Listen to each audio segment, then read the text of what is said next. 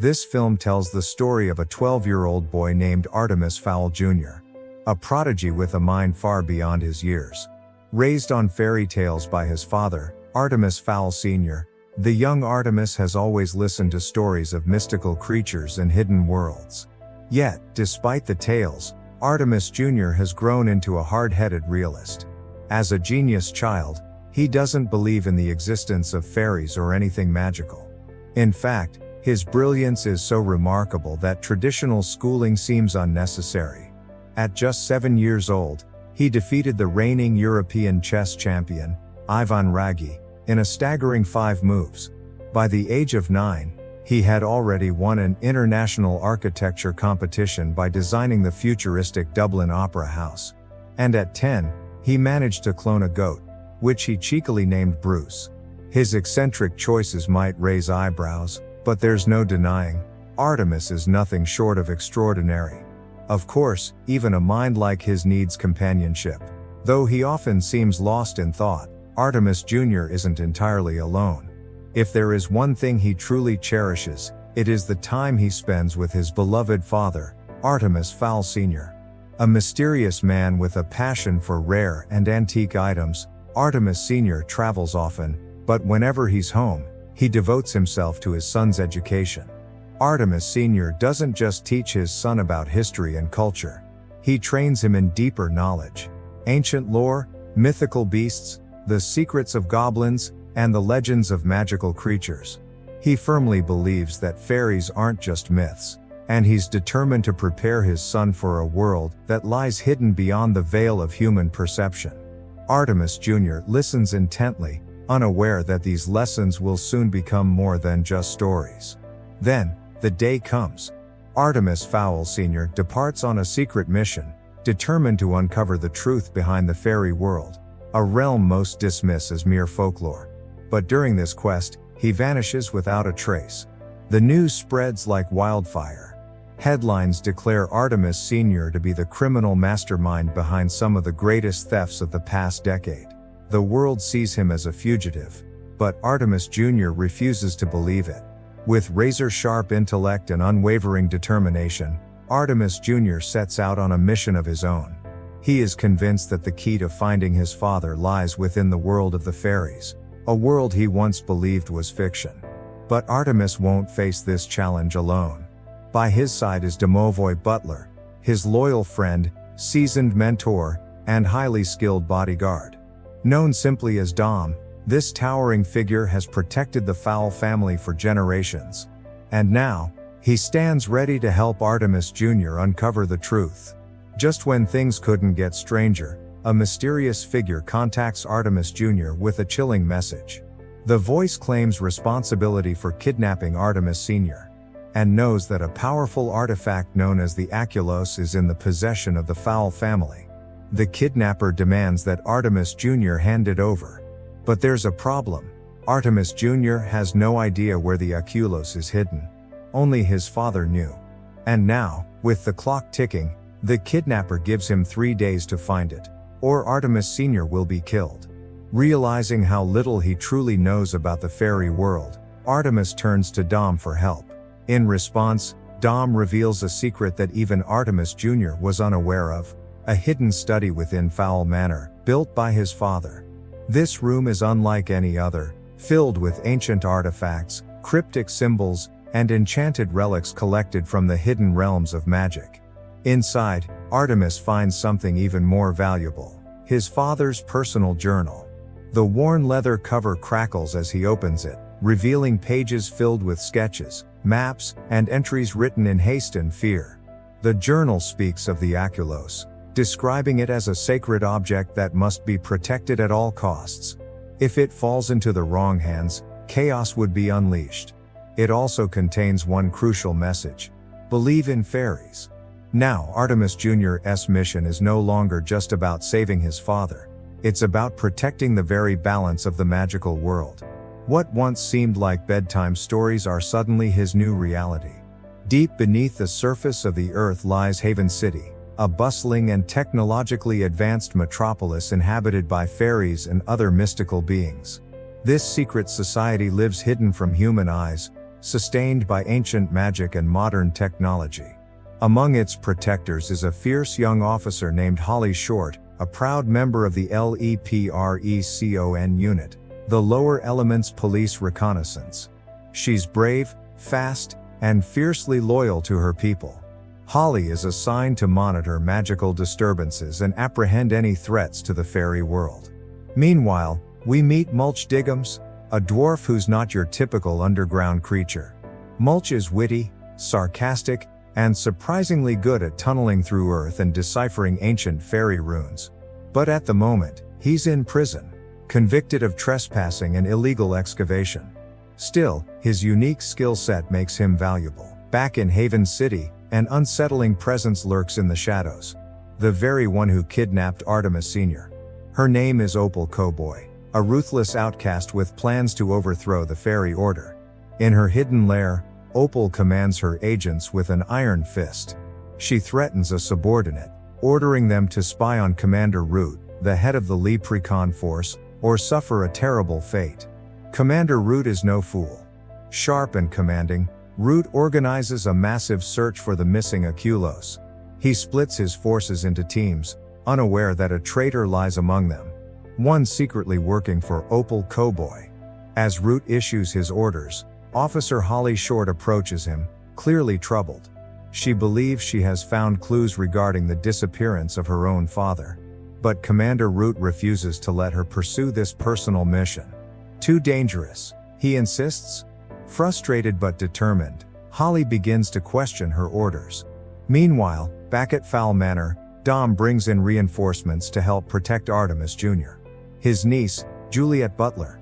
At just 12 years old, Juliet is already a master of jujitsu and surveillance. Don't let her age fool you. She's sharp, focused, and fiercely protective of her family. Together, the team prepares for what's to come.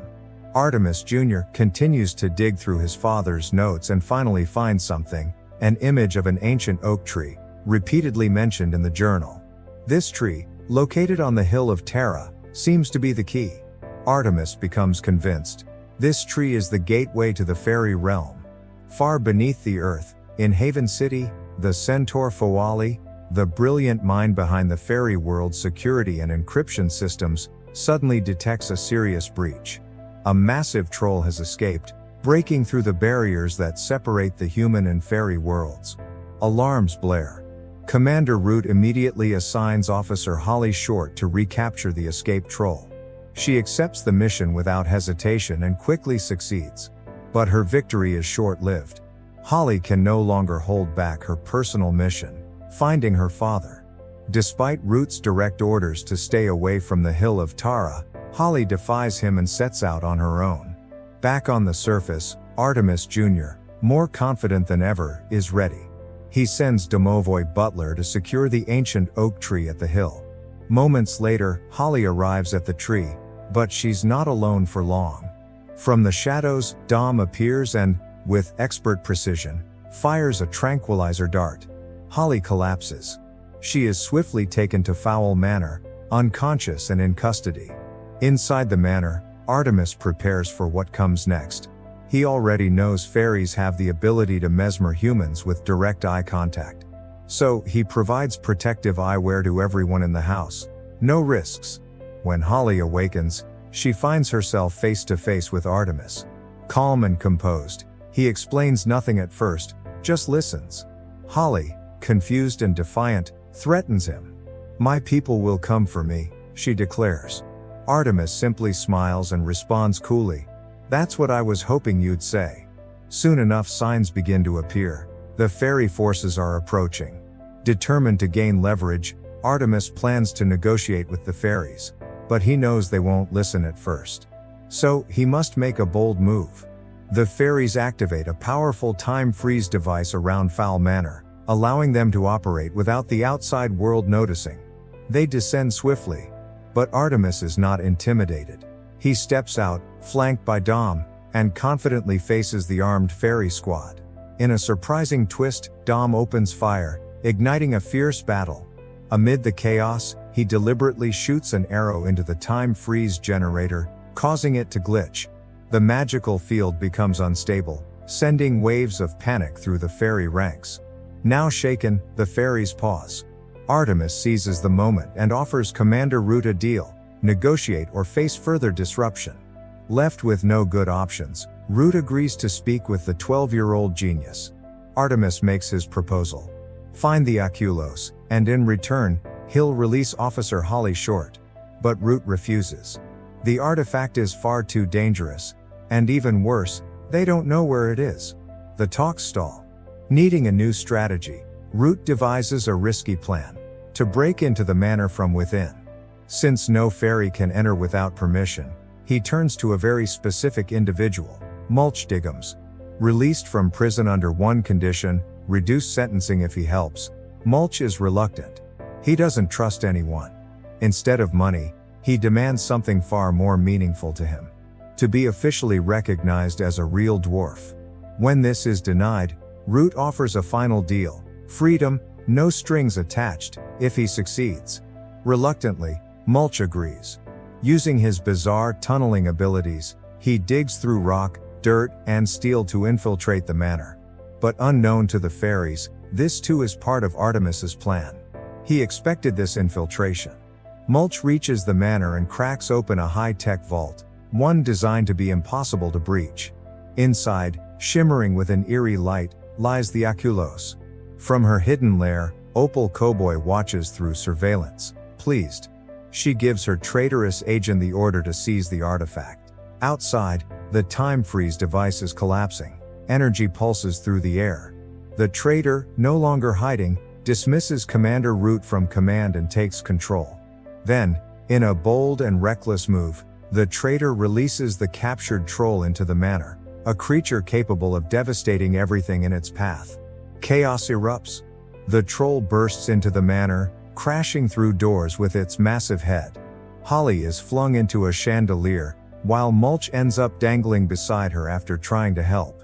The beast roars, swinging wildly. Mulch tries to distract it, but fails. In a desperate moment, Dom charges forward and fights the troll hand to hand. He manages to protect the others, but at a terrible cost. He is mortally wounded in the process. Holly, unable to use her magic due to the time freeze disturbance, watches helplessly. But in a rare act of defiance, one of the fairy officers, moved by compassion, restores her powers. Immediately, Holly rushes to Dom's side and uses her magic to heal him. Light surrounds his body, and moments later, Dom breathes again. Artemis watches in disbelief, overcome with emotion. Dom opens his eyes, confused but alive. The reunion is powerful. Now focused on his true goal, Artemis turns to the Aculos, hoping to use it to bring back his father. But the artifact's magic is beyond human control. It requires a fairy to activate it. Without hesitation, Holly steps forward. She understands now. They are allies. Holly uses her magic, channeling the power of the Aculos. And in a sudden flash, Artemis Fowl Sr. returns, alive and well, appearing before his son. The reunion is quiet, filled with awe and relief. Father and son, finally together again. Back in her lair, Opal Cowboy rages, furious that her plan has been thwarted. But what she doesn't know is that Artemis isn't done yet. He has one more plan in motion. One that will deal with her once and for all. And so, the story ends. But not really. Because with Artemis Fowl, the real adventure has only just begun. Don't forget to subscribe, because by subscribing you have supported me to make better videos. See you in the next video.